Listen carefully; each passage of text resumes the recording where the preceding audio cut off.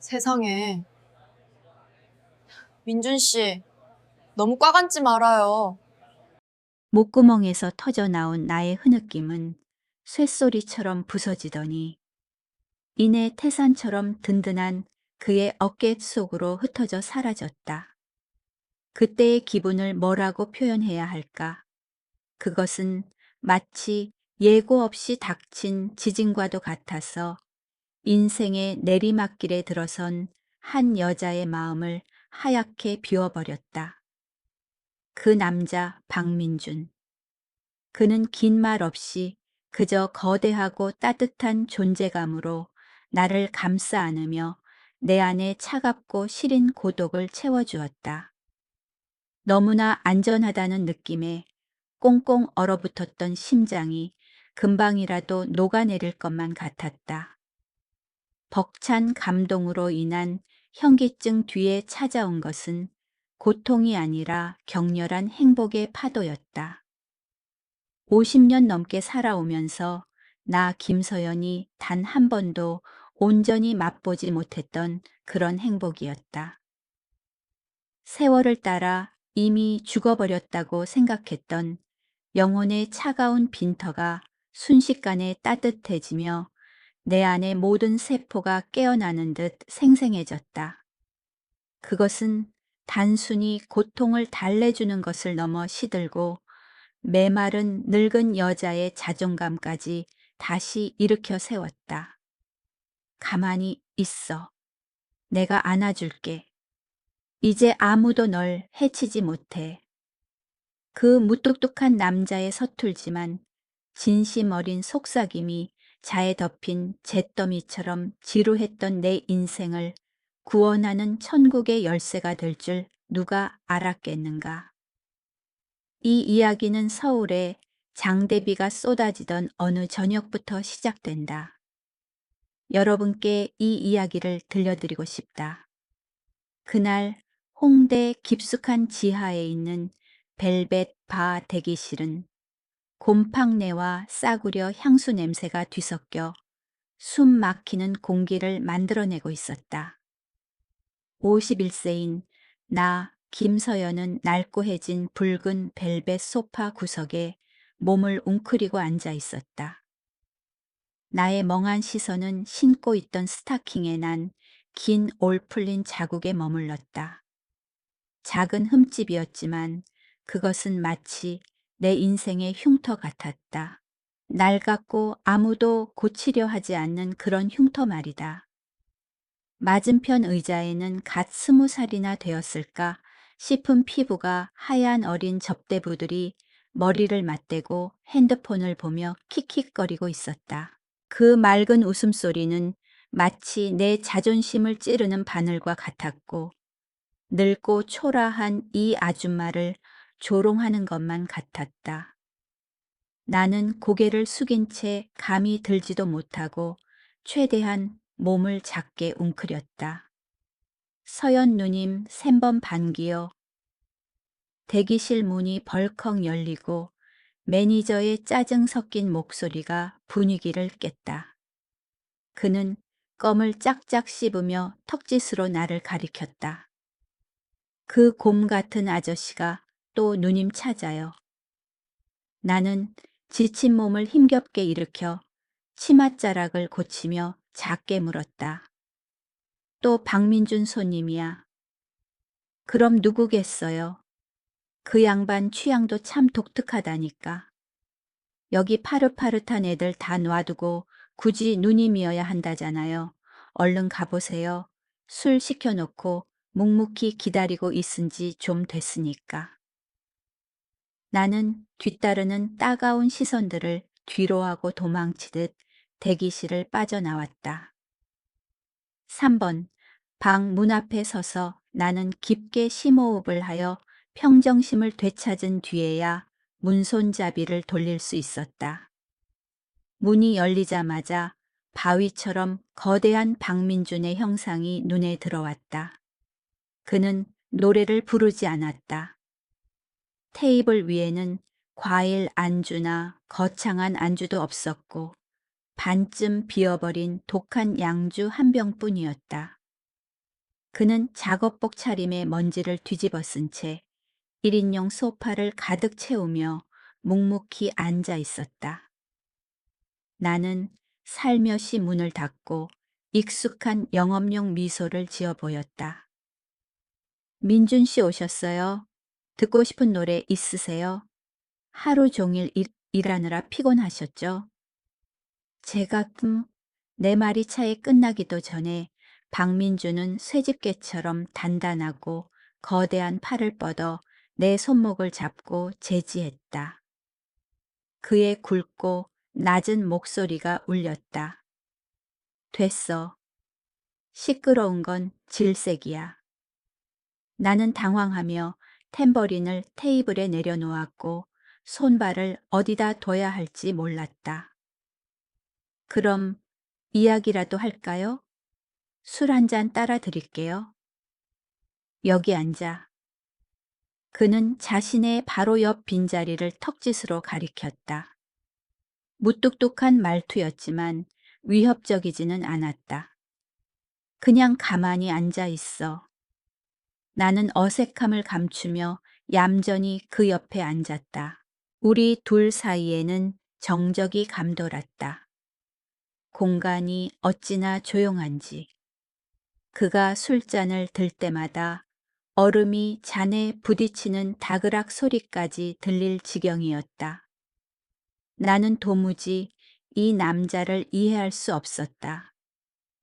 나를 왜 부른 걸까 노래도 안 하고 짓궂은 스킨십도 없고 하소연도 하지 않은 채 그저 조각상처럼 앉아 있게만 했다. 침묵이 길어지자 나는 불안해지기 시작했다. 몰래 시계를 보니 시간이 끝나기까지 10분 남았다. 이제 곧 이 숨 막히는 분위기에서 벗어날 수 있겠다고 안도하던 찰나 종료를 알리는 벨소리가 울렸다. 하지만 박민주는 계산하러 일어나지 않았다. 그는 인터폰을 집어들어 카운터로 전화를 걸었다. 그의 목소리는 굵고 두터웠으며 명령하듯 위압감이 있었다. 여기 3번 방. 30분 연장해. 그리고 절대 아무도 들이지 마. 수화기를 내려놓자마자 그는 벌떡 일어섰다. 조용한 방 안에 문이 잠기는 건조한 철컥 소리가 울려 퍼지자 내 심장이 덜컥 내려앉았다. 박민준이 천천히 뒤를 돌아보았다. 희미한 노란 조명 아래 나를 뚫어지게 쳐다보는 그의 눈빛에서 낯선 빛이 났다. 그것이 술기운 때문인지 아니면 오랫동안 억눌러온 감정 때문인지는 알 수 없었다. 나는 무의식적으로 뒷걸음질 치며 말을 더듬었다. 민준 씨, 왜 갑자기 문을 잠그세요? 그는 대답하지 않았다. 대신 고된 노동으로 굳은 살이 박인 투박한 손을 뻗어 내 어깨에 올렸다. 단단한 악력, 얇은 옷을 뚫고 들어오는 온기에 나는 몸을 떨었다. 남자의 온기를 이렇게 가까이서 느껴본 게 얼마 만인가. 기묘한 설렘이 본능적인 두려움과 섞여 솟아오르기 시작했다. 박민준이 몸을 숙였지만 난폭한 짓을 하려는 건 아니었다. 그는 내 어깨를 가볍게 밀어 소파 뒤로 기대게 했고 그의 거대한 그림자가 바깥의 시끄러운 세상을 모두 가려주었다. 가만히 좀 있어봐. 당신 몸에서 아주 좋은 냄새가 나. 저 싸구려 향수 냄새 말고 다정함의 냄새 같은 거. 나는 무서워서 반항하려고 했지만 곰처럼 거대한 그의 몸은 나를 짓누르는 게 아니라 단단한 보호막처럼 나를 감쌀 뿐이었다. 압도적인 남성미와 그에게서 뿜어져 나오는 열기에 내 머릿속이 몽롱해졌다. 박민준이 고개를 숙이며 속삭였다. 마치 간청하는 듯한 목소리였다. 잠깐만 안아줘. 너무 피곤해. 그냥 이렇게 당신을 안고만 있으면 돼. 분명 손님으로서 이상한 제안이었지만 그 순간 그의 목소리에 묻어난 고독이 메마른 내 심장을 녹여버렸다. 민주는 천천히 팔에 힘을 주어 나를 끌어안았다. 그의 단단한 가슴팍이 내게 밀착되었을 때 나는 거의 숨을 멈췄다. 수년간의 고단함 속에 동면 상태였던 내 몸이 진짜 남자의 온기에 의해 갑작스레 깨어났다. 그가 나를 안았다. 그 포옹은 너무나 깊고 단단해서 마치 외로운 두 조각이 하나로 합쳐지려는 것만 같았다. 민준 씨, 너무 따뜻해요. 이런 기분, 내 평생 처음이에요. 박민주는 내 목덜미에 얼굴을 묻고 마치 안식처를 찾은 어린아이처럼 내 머리카락의 냄새를 깊이 들이마셨다. 우리의 맥박이 쿵쿵거리며 하나로 섞여 뛰었다. 그 순간 나는 술을 따르는 51세 아줌마가 아니었다. 나는 그의 여자였고 그에게 소중하게 다루어지는 존재였다. 그날 밤 비좁은 자취방으로 돌아온 나는 거울 앞에 멍하니 서 있었다.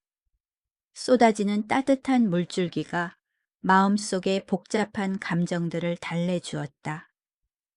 박민준이 남긴 온기가 여전히 남아 사지로 퍼져나가며 나의 차가운 영혼을 데워주었다. 나는 거울에 서린 뿌연 김을 손으로 닦아내고 화장기 없는 내 맨얼굴을 놀란 듯 바라보았다. 늙었다고 생각해서 싫어했던 그 얼굴이 오늘 밤 노란 조명 아래서 기묘하게도 발그레하고 화사해 보였다. 내 눈은 다시 태어난 듯 촉촉하게 빛나고 있었다. 나는 춘심을 되찾은 여인처럼 피식 웃음을 터뜨렸다. 미쳤어, 김서연. 나이 51 먹고 설레다니. 이게 무슨 꼴이야. 하지만 나는 알고 있었다. 오늘 밤의 소나기는 그 거대한 곰 같은 남자와 함께할 찬란한 여름의 시작일 뿐이라는 것을. 그 운명적인 밤 이후 내 정신은 넋 나간 사람 같았다. 다음 날 출근해서 대기실에 앉아 있어도 도무지 집중이 되지 않았다. 복도에서 쿵쿵거리는 발자국 소리만 들려도 심장이 튀어오를 듯 했다. 새로 들어온 지 얼마 안 된 성형으로 얼굴이 화려한 이지은이라는 어린 아가씨가 껌을 짝짝 씹으며 옆에 있던 친구에게 속삭였다. 일부러 내 귀에 들리라고 하는 소리였다. 야, 저기 서연 언니 좀 봐. 어제 그 곰 아저씨 기다리나 봐. 오, 그 아저씨 얼굴은 살벌해서 꼭 조폭 같던데. 이지은이 비웃으며 말했다. 어우, 돈을 트럭으로 줘도 난 싫어. 저 언니는 진짜 잡식이라니까. 늙어서 아쉬운 게 많은가 봐. 그 말 한마디 한마디가 면도칼처럼 내 자존심을 난도질했다. 나는 그저 고개를 푹 숙이고 말없이 자리를 피할 수밖에 없었다. 며칠이 지났다. 어느 오후 건물 뒤편 골목으로 쓰레기 봉투를 들고 나가는데 낡은 트럭 한 대가 끼익 하고 멈춰 섰다. 박민준이었다. 탔. 네, 지금요. 하지만 가게 문 열 준비를 해야 타라고. 밥 먹으러 가자. 나는 급히 쓰레기 봉투를 던져버리고 차에 올랐다. 차는 시끄러운 거리를 벗어났다. 식당에 가는 줄 알았는데 그는 한강변에 있는 호텔 주차장으로 핸들을 꺾었다. 방문이 닫히자마자 그는 태풍처럼 내게 달려들었다. 나를 벽으로 밀어붙이며 거친 숨을 몰아쉬었다. 며칠 동안 당신 생각만 났어. 미쳐버리는 줄 알았다고 서연아. 이번에는 부드러운 포옹이 아니었다. 그는 격렬하고 거친 키스를 퍼부었다. 억눌려 왔던 갈망이 폭발했다. 나는 그의 어깨를 꽉 붙잡았다.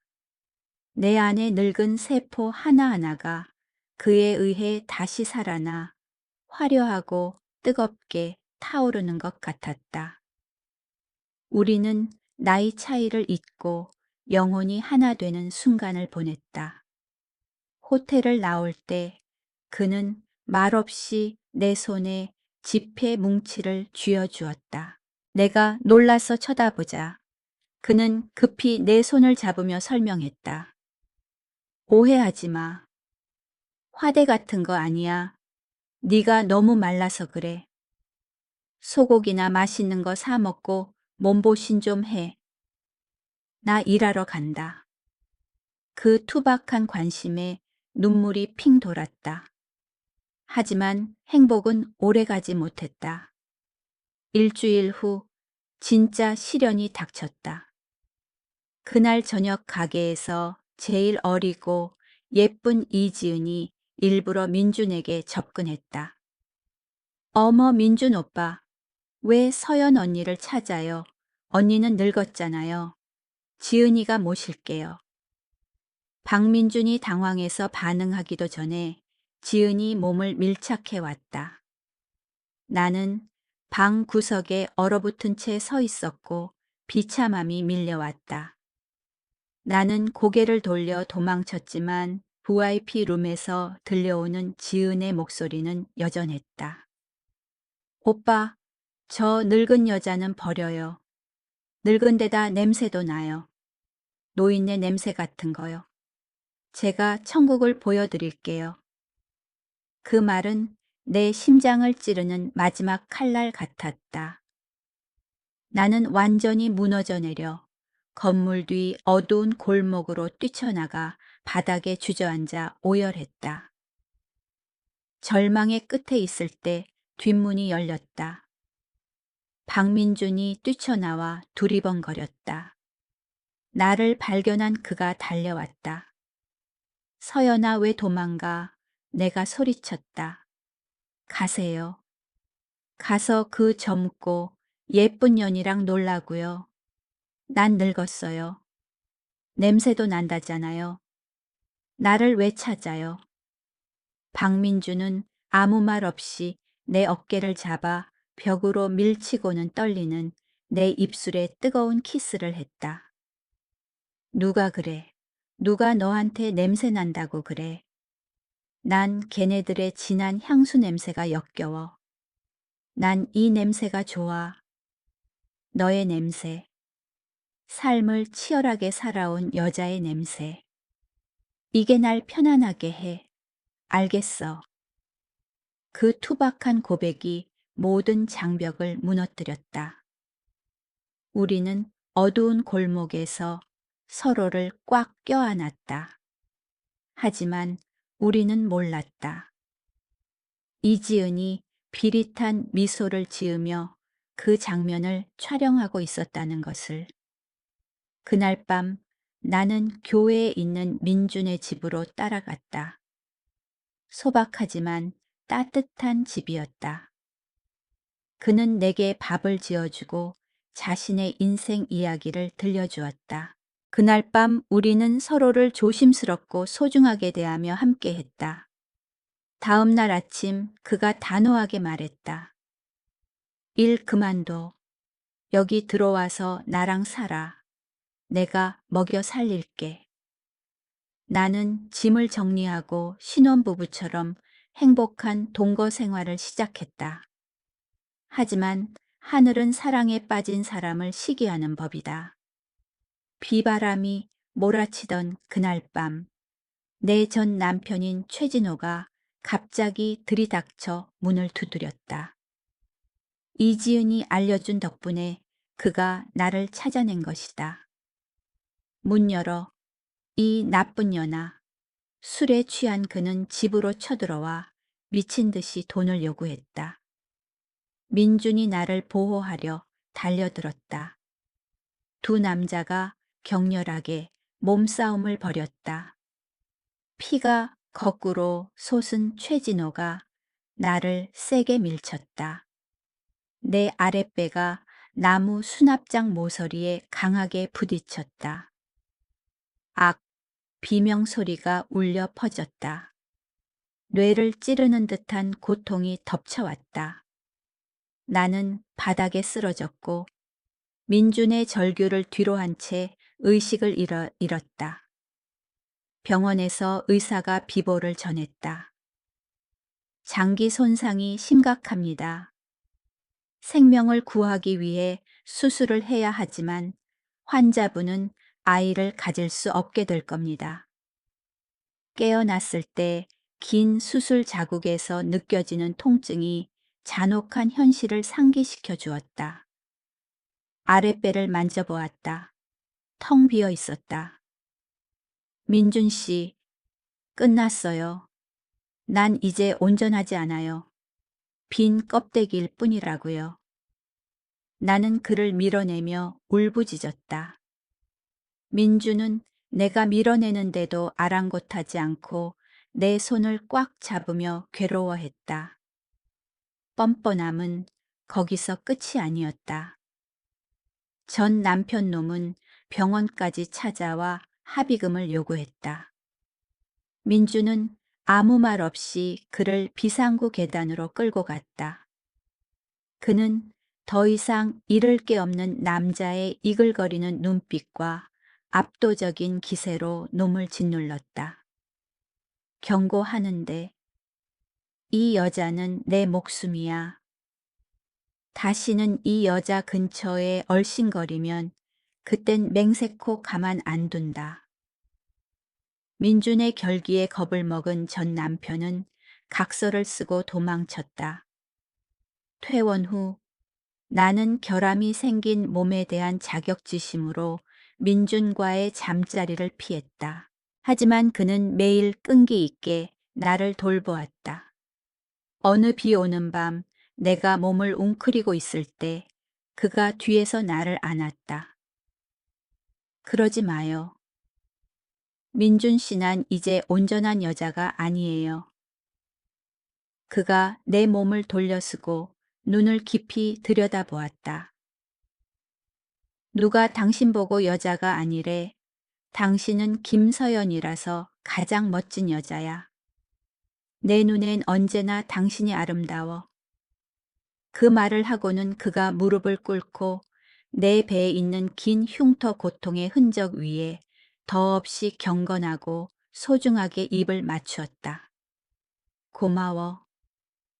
살아서 내 곁에 있어줘서 고마워. 그 행동이 모든 것을 치유했다. 그날 밤 우리는 서로를 어루만지며 사랑으로 영혼의 빈틈을 채웠다. 사고 이후 처음으로 나는 내가 여전히 온전하게 사랑받고 있음을 깨달았다. 1년 후 제주도. 우리는 바닷가에 작은 식당을 열었다. 민주는 주방을 맡고 나는 서빙을 했다. 평화로운 삶에 웃음이 넘쳤다. 밤이 되자 민준이 나를 안아 올려 방으로 데려가 밤바다를 바라보았다.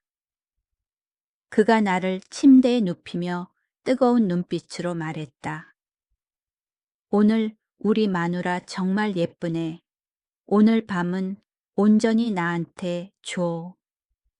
나는 행복하게 웃으며 그의 가슴에 얼굴을 묻었다. 푹신한 침대 위에서 박민준이 나를 안았다. 비록 내 몸은 많은 상처를 입었고 엄마가 될 수 없게 되었지만 기적처럼 나는 어떤 결핍도 느끼지 않았다. 그의 따뜻하고 든든한 존재감이 내 영혼의 구석구석을 채워주었다. 그는 나를 완벽하게 감싸 안았다. 고통도 자격지심도 사라지고 사랑만이 차올랐다. 나는 그의 넓은 등을 꽉 끌어안으며 속삭였다. 고마워요, 민준 씨. 내 인생의 빈자리를 채워주러 와줘서 고마워요. 박민주는 나를 품에 꽉 안고 내 이마에 긴 입맞춤을 했다. 창밖의 파도 소리가 우리 둘을 가장 평온한 잠으로 이끌었다. 여러분, 서연 언니와 민준 씨의 이야기는 우리에게 말해줍니다.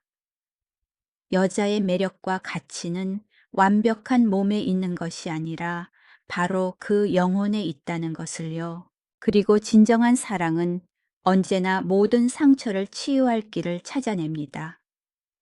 어느덧 우리가 이 섬에 발을 디딘 지 3년이라는 시간이 흘렀다.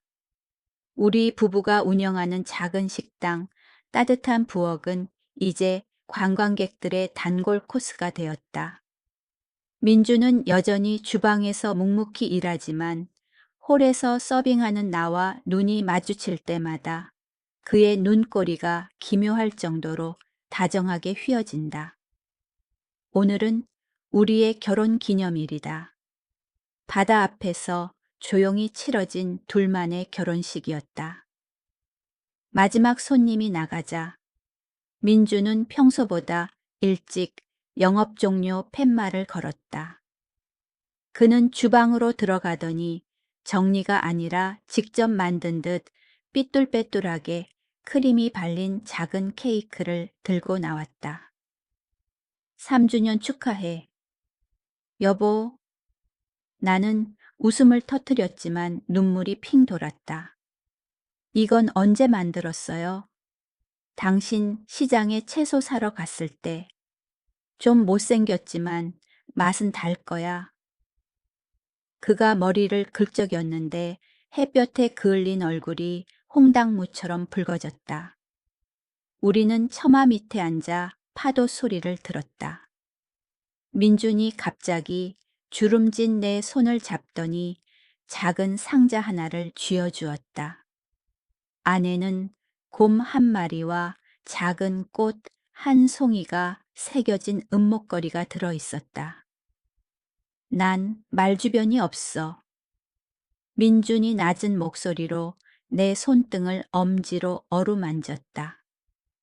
당신은 자꾸 늙는 걸 두려워하고 나한테 아이를 못 낳아줘서 미안해 하잖아. 하지만 서연아, 저 바다를 봐. 바다가 아름다운 건 젊어서도 늙어서도 아니라 모든 걸 포용하기 때문이야. 당신은 바다 같아. 내 메마름을 다 받아주잖아. 나는 그의 어깨에 기대어 익숙한 냄새를 맡았다. 양념 냄새, 햇살 냄새, 그리고 절대적인 안전함의 냄새. 민준 씨나 54이에요. 흰머리가 너무 많이 늘었어요. 그럼 내가 염색해 줄게. 염색도 안 되면 같이 하얗게 늙어가면 되지. 그가 태연하게 대답하며 나를 품에 꼭 안았다. 여기선 우리를 올가맬 자식 같은 거 필요 없어.